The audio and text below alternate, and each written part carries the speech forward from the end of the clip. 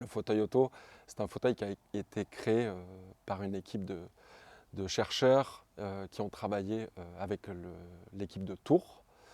C'est un fauteuil qui permet de faire des compressions en fait, au niveau des jambes et du tronc. D'accord. Ces compressions-là, elles viennent stimuler le système proprioceptif. C'est un sens qui nous permet de connaître notre position dans le corps, de sentir ses muscles. Les récepteurs du système proprioceptif, ils sont dans les muscles intramusculaires.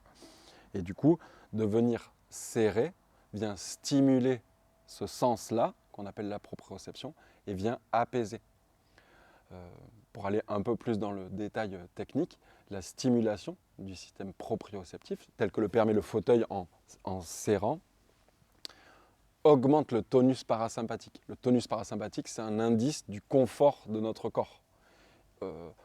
On serre nos bébés dans les bras, entre nous, en famille, dans les relations amoureuses, sexuelles, on se serre dans les bras, ça fait du bien. Être serré, ça fait du bien. Et du coup, ce fauteuil, il a fait l'objet d'une recherche poussée,